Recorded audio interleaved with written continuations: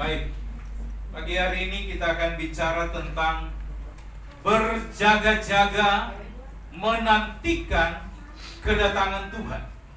Nah, saudara yang dikasihi Tuhan, kenapa kita perlu berjaga-jaga? Kira-kira 3.400 tahun sebelum Masehi, Tuhan memerintahkan kepada Nuh untuk membangun bahtera sebelum dimusnahkan manusia dan hewan di muka bumi. Kita lihat Kejadian 6 ayat yang ke-7.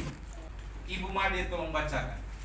Firmanlah Tuhan, aku akan menghapuskan manusia yang telah kuciptakan itu dari muka bumi, baik manusia maupun hewan dan binatang-binatang melata dan burung-burung di udara, sebab aku menyesal bahwa aku telah menjadikan mereka. Aku akan memusnahkan. Kata memusnahkan adalah melenyapkan semua. Nah, saudara yang dikasihi Tuhan, Nuh disuruh Tuhan membangun sebuah bahtera. Bahtera ini cukup begitu besar. Orang banyak berkata kepada Nuh, dia sudah gila karena hari-hari, bulan-bulan itu cuaca panas. Seperti kita beberapa bulan yang lalu, kita merasakan cuaca yang panas. Nah, kira-kira begitu. Di saat cuaca yang panas, Tuhan suruh dia bangun untuk buat bahtera, dan buatnya juga di atas gunung. Tuhan menyuruh Nuh membuat bahtera dengan petak-petak di dalamnya.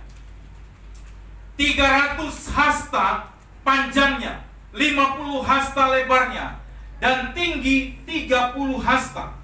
Ukuran satu hasta itu kira-kira 45 cm.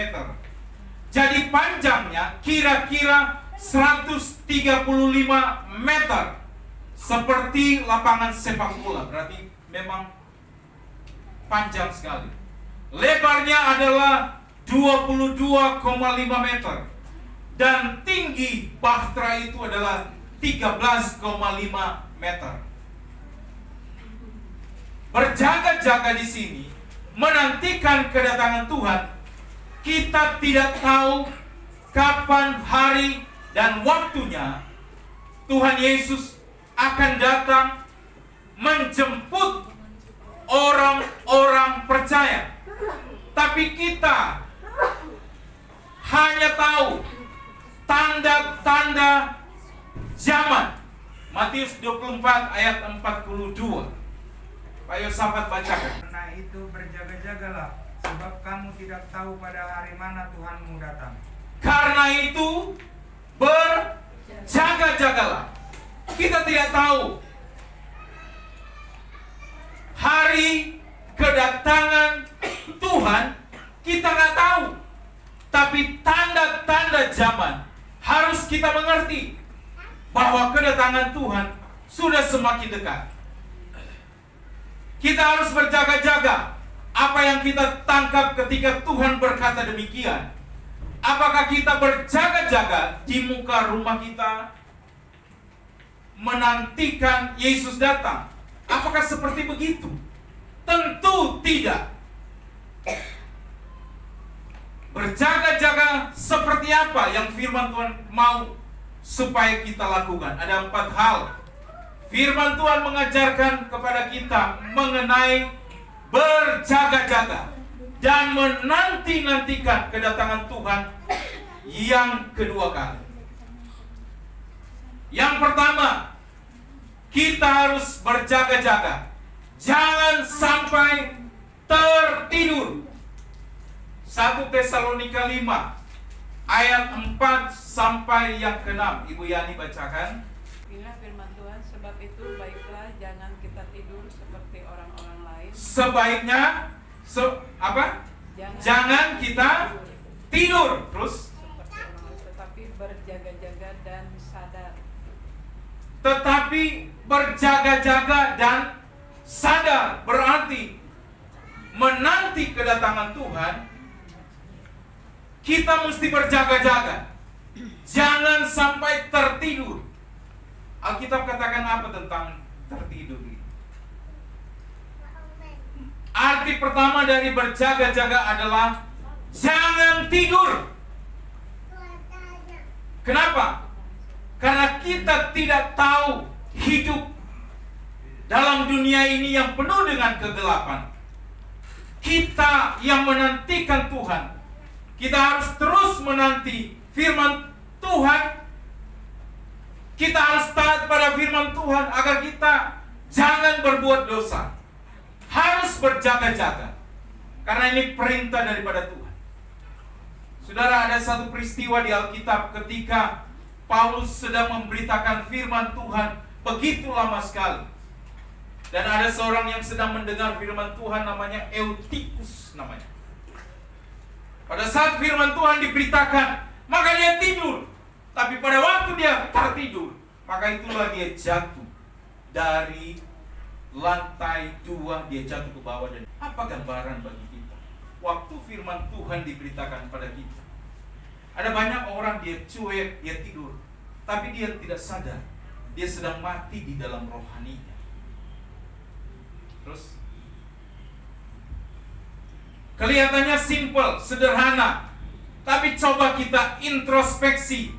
Apakah kita sungguh-sungguh sudah hidup kudus, benar di hadapan Tuhan? Apakah kita masih suka kompromi dengan perkara-perkara dosa? Nah, ini kita tidak boleh tidur. Karena tidur ibaratnya kita ada di dalam kegelapan, maka kita mencintai dosa. Mungkin kita berkata, tidak apa-apa Pak, dosa kecil kok ini. Namanya dosa, itu tetap dosa. Tidak ada dosa kecil, tidak ada dosa besar. Namanya dosa, itu tetap kita. Tidak ada dibeda-bedakan. Roma 13 ayat 12. Hari sudah jauh malam, telah hampir siang. Sebab itu marilah kita menanggalkan perbuatan-perbuatan kegelapan dan mengenakan perlengkapan senjata terang. Mari kita menanggalkan apa yang perlu kita tanggalkan.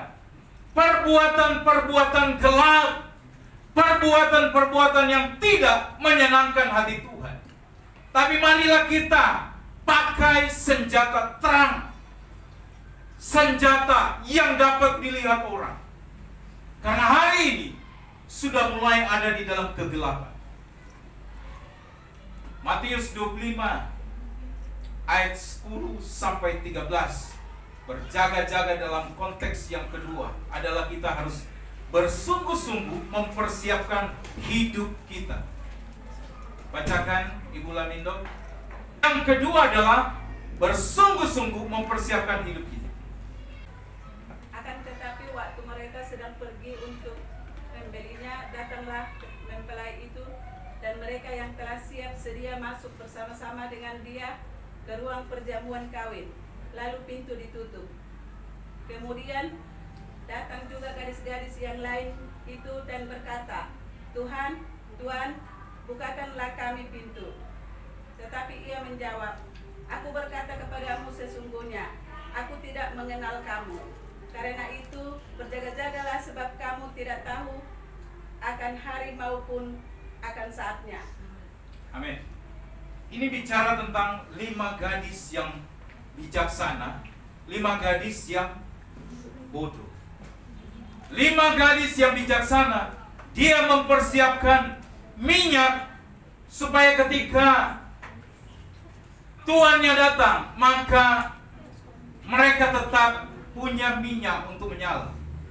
Tapi 5 yang bodoh ini, mereka tidak mempersiapkan minyak dengan sebaik-baiknya. Hidup kita ini harus mempersiapkan, karena kita tidak tahu kedatangan Tuhan itu. Bisa jadi kita sedang beribadah begini, trompet berbunyi, semua terangkat. Tapi kedua, kedatangan Tuhan adalah Tuhan memanggil kita pulang. Artinya mati. Tuhan panggil kita. Terus 1 Tesalonika 5 ayat yang ke-23, bacakan. Ada Putri? Semoga Allah damai sejahtera menguduskan kamu seluruhnya, dan semoga roh, jiwa, dan tubuhmu terpelihara sempurna dengan tak bercacat pada kedatangan Yesus Kristus Tuhan. Semoga hidup kita ini tak bercacat celah. Artinya Tuhan mau kita tidak ada sesuatu yang menghalangi untuk berjumpa dengan Tuhan. Tuhan mau hidup kita ini kudus dan tanpa cacat celah. Betapa hidup ini harus kita jaga dengan sebaik-baik untuk kedatangan Tuhan yang kedua kali. Kalau kita lihat dalam kisah mengenai 5 gadis yang bijaksana dan yang bodoh, dalam Matius 25 tadi yang sudah kita bacakan, dikatakan, tetapi karena mempelai itu lama tidak datang juga, mengantuklah mereka yang 5 itu, lalu tertidur. Ini yang saya khawatir ketika kita sudah sering mendengar kedatangan Tuhan dan kita bilang, Tuhan tidak pernah datang. Kita cuek terhadap firman Tuhan yang diberitakan. Tapi yang saya paling khawatir ketika kita cuek, disitulah Tuhan datang. Yang saya paling khawatir ketika kita merasa Tuhan tidak akan datang, maka terjadilah ini, mengantuk. Artinya apa? Masa bodoh. Tuhan mau datang, Tuhan tidak mau datang, saya masa bodoh dengan hidup ini. Maka ini bahaya. Kata mengantuklah, slumber. Jadi artinya slumber, mengantuk. Nah, kalau kita mengantuk ini bahaya. Orang kalau bawa mobil di jalan tol banyak kecelakaan, kenapa? Mengantuk. Kemarin di berita itu, truk itu bisa dia tabrak beberapa mobil karena mengantuk. Ini bahaya. Slumber adalah kondisi sangat mengantuk, tapi masih berusaha bertahan untuk terbangun. Dalam kehidupan ini, kalau kita tidak berjaga-jaga, ini sangat berbahaya. Terus, gadis-gadis yang bodoh itu mengantuk. Mereka ada di pinggir jurang, tapi mereka mengantuk dan tidak sadar. Itulah gaya hidup yang sembarangan. Pergaulan bebas, tidak memilih pergaulan yang baik. Hati-hati, kita bisa terjerumus dengan pergaulan-pergaulan yang bisa merusak kita, yang bisa membuat kita tidak melihat kepada firman Tuhan. Hati-hati memilih teman. Ya, ketika kita dengar firman Tuhan, ada teman ngobrol sama kita, maka hati-hati. Mungkin kamu sedang mengalami namanya slumber. Artinya apa? Kita sedang dibawa pada kejatuhan. Maka harus berhati-hati memilih teman, karena kalau tidak sangat berbahaya. Mereka tidak sadar mereka sudah ada di pinggir jurang. Mereka mendengar ajakan teman-temannya. Roma 8 ayat 5. Sebab mereka yang hidup menurut daging memikirkan hal-hal yang dari daging. Mereka yang hidup menurut roh memikirkan hal-hal yang dari roh. Mereka yang hidup dari daging, apa yang dia pikir? diri sendiri. Itu dari daging. Kalau sebisa banyak uang saya selalu ke saya. Tapi mereka yang hidup dari roh, mereka adalah orang-orang yang melihat bahwa setiap berkat itu hanyalah titipan daripada Tuhan. Ini yang perlu kita lihat, saudara. Yang ketiga, apa yang harus kita lakukan? Yang ketiga ini bicara tentang waspada akan ketamakan. Akhir zaman ini banyak orang yang tamak. Tamak itu apa sih? Serakah. Maka artinya orang yang tidak mau berbagi dengan orang lain. Itu namanya serakah. Terus, mari kita siap sedia. Kita harus waspada kepada hal ketamakan. Jangan sampai tamak. Orang lain tamak dengan mengambil hak kita, biarin. Karena satu saat orang yang tamak, dia akan berhadapan dengan Tuhan sendiri. Sebagaimana dia mau makan itu begitu banyak, sebanyak mana dia dapat. Saudara cari uang, mau cari uang sampai segimana banyak. Tapi orang yang tidak tamak, dia akan tahu sepeser pun dia dapat, dia akan bersyukur pada Tuhan. Itu beda. Orang yang tamak untuk diri sendiri, tapi orang senantiasa bersyukur pada Tuhan. Seberapapun dia dapat, dia akan bersyukur sama Tuhan. Kita makan dengan penuh ucapan syukur, dapat seberapa, itu jadi sehat berkat sama kita. Tapi orang yang makan duit yang tidak benar, perhatikan baik-baik, hidupnya akan menderita. Mereka yang tamak, oke, seharusnya hak saya, tapi karena dia ambil, silakan. Tapi siap-siap, sakit penyakit menunggumu, anak cucumu menderita. Kenapa? Ketamakan. Jangan. Mulai hari ini kita, mari jemaat CWCL sadar. Justru Alkitab katakan, kamu yang memberi kepada orang-orang di sekitar, bukan kita tamak. Jangan. Sama kita sama Tuhan, kita bilang, Tuhan, saya nggak mau kasih persembahan sama Tuhan. Tuhan bilang, silakan aja. Karena saya terlalu percaya berkat sama gereja ini ya, bukan tergantung pada satu orang. Dengar baik ya, bukan cuma karena saya, enggak. Tapi kadang-kadang kita lupa, Tuhan juga bisa mengatur orang lain untuk memberkati kita. Jadi jangan sampai kita tamak. Yang keempat, apa yang harus kita lakukan dengan berjaga-jaga? Waspada terhadap ajaran sesat. Karena ajaran sesat akan membawa kita lebih menjauh kepada Tuhan. Besok dari sinode kami ada seminar cukup bagus juga, karena mengenai LGBT. Karena beberapa pimpinan rohani sudah mulai mengiyakan boleh menikah sesama jenis. Saya dalam hati, rasanya apa ya? Saudara bisa bayangkan kalau dua laki-laki ada di depan sini, dua laki-laki saya nikahkan, berbahaya.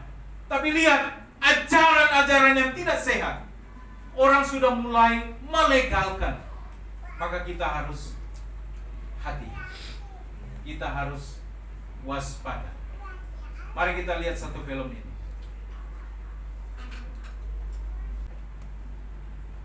Intinya adalah begini, kalau itu nggak bisa diputar tuh. Ini profesor ini peneliti. ternyata memang sedang dibuat